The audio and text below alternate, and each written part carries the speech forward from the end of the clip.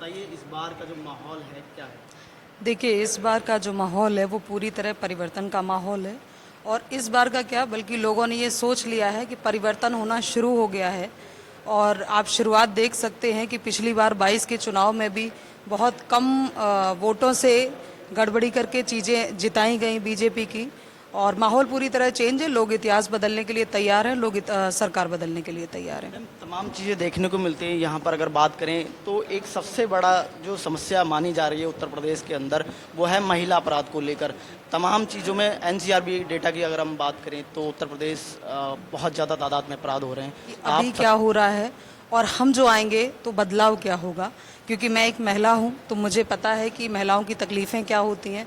सबसे पहले आज की जो सरकार है जो कह रही है बेटी बचाओ बेटी पढ़ाओ, दो नारा है इनका सिर्फ, लेकिन हकीकत ये है कि बीएचयू की घटना आपको पता है कि भारतीय जनता पार्टी के आईटी सेल के लोगों ने रेप किया और उन पे कोई कार्रवाई नहीं। उसके अलावा आप देख लीजिए, हाथरस कांड देख लीजिए, बहुत सारे ऐसे कांड हैं जो चल रहे हैं और ये सरकार कोई कदम नहीं उठा रही है। अभी सबसे बड़े मुद्दे, अभी हाल ही में आप देखिएगा मणिपुर में क्या घटना हुई। 80 दिन तक मणिपुर जलता रहा, लेकिन भारतीय जनता पार्टी के नेताओं ने कुछ नहीं कहा, मोदी जी ने कुछ नहीं कहा।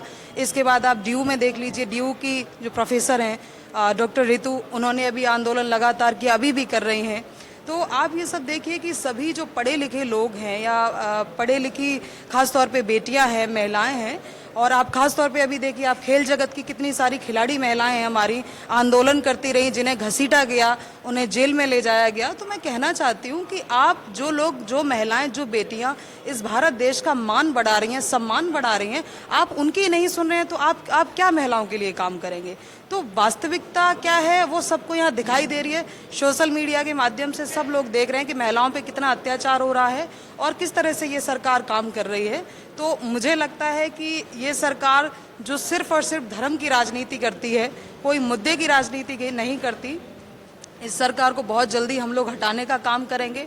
और रही बात, अगर हम लोग सरकार में आते हैं तो मुझे पता है कि महिलाओं की सबसे पहले एजुकेशन के लिए, बेटियों की अच्छी पढ़ाई लिखाई के लिए, जैसे कि अभी हाल ही में हमारे अखिलेश भैया ने अपने घोषणा पत्र में कहा है कि बेटियों को केजी से लेकर और ग्रेजुएशन तक बेटियों की जो शिक्षा होगी वो मुफ्त होगी। तो ये बहुत अच्छा कदम है, क्योंकि मुझे पता है गांव में कई सारी जो रीतियां हैं, लोग ऐसे सोचते हैं कि बेटियों की पढ़ाई से ज़्यादा उनको लगता है कि उनके दहेज के लिए हमें पैसा इकट्ठा करना चाहिए। तो कहीं ना कहीं इस चीज़ को बहुत एक अच्छा कदम उठा रहे हैं। और इसके साथ ही साथ एजुकेशन के साथ साथ जो हमारी सुरक्षा के लिए, जो हमारी महिला सुरक्षा कर्मी है, पुलिस में है, उनके लिए एक अच्छी सी ट्रेनिंग दी जाए और उनका एक स्क्वाड निर्धारित किया जाए कि इस तरह से अगर हम अपने क्षेत्र में अगर हम राउंड लगाते हैं या एक पर्टिकुलर एक तरह से काम करते हैं तो उससे महिलाओं की सुरक्षा बढ़ेगी। और सबसे बड़ी बात है कि पढ़ाई, एजुकेशन से सारा सिस्टम बदलता है, तो वो सबसे ज़्यादा ज़रूरी है।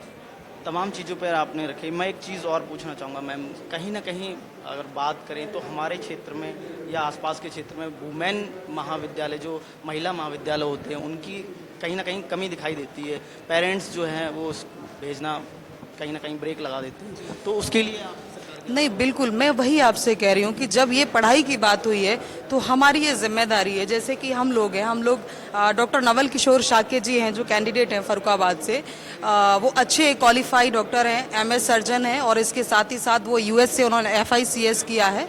तो वो एक बहुत अच्छे पढ़े लिखे डॉक्टर हैं। और हमारा ये है कि बहुत अच्छे यहाँ पे कॉलेजेस बने, बेटियों के लिए खास तौर पे उनको सुविधा प्रोवाइड कराई जाए ताकि वो आसानी से स्कूल कॉलेज जा सके। जैसे कि हमारी सरकार में अभी सपा की जो सरकार थी, उन्होंने बेटियों को साइकिल दिया ताकि अगर कुछ दूर विद्यालय है तो बेटियां पैदल ना जाके वो साइकिल से जा पाएं। लैपटॉप बांटे ताकि जो कंपटीशन होता है शहर के बच्चों में और गाँव के बच्चों में, ताकि उनमें बराबरी रहे।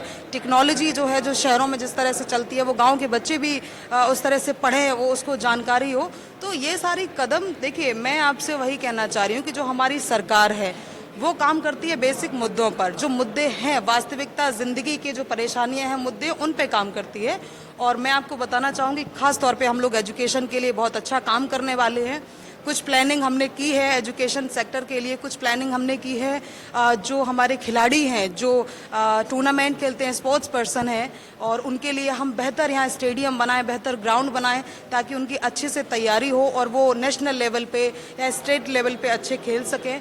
एजुकेशन की बात करें तो मेरा है कि हाँ, बेटियों के लिए, जैसे मैं आपको एक बहुत छोटी सी बात और मैं कहना चाहूँगी, बहुत सारी ऐसी बेटियां हैं जिनको हम पढ़ा रहे हैं। राजनीति में तो अभी शुरुआत है, लेकिन बहुत सारी ऐसी बेटियां हैं जो दिल्ली में IAS PCS की तैयारी कर रही हैं, BMS डॉक्टर इंजीनियरिंग की तैयारी कर रहे हैं, और जो पढ़ने में बहुत अच्छी हैं, लेकिन कहीं ना कहीं उनके माँ बाप इतने सक्षम नहीं हैं कि वो लाखों की फीस दे पाए। तो मैं आपको बता दूं, उनकी सिर्फ मैं मदद नहीं कर रही हूँ, बल्कि उनकी पूरी पूरी पढ़ाई का खर्चा उठाने का काम कर रही हूँ। तो ये हमारा जो प्रयास है खास तौर पे महिलाओं के लिए, बेटियों के लिए, कि वो आगे बढ़ें। क्योंकि देखिए, मेरा क्या कहना, सभी का ये कहना है कि किसी भी देश की अगर आपको तरक्की देखनी हो तो वहाँ जो महिलाओं का योगदान है, जहाँ पुरुषों के साथ महिलाएं बराबर खड़ी होती हैं, अपना अधिकार लेती हैं, वहाँ उन देश की तरक्की होने से कोई रोक नहीं सकता। तो हमारा ये मानना है कि महिलाओं को हम पुरुषों के बराबर उनको स्टैंड करेंगे, सेल्फ स्टैंड करेंगे। तो ये हमारी पूरी तैयारी है।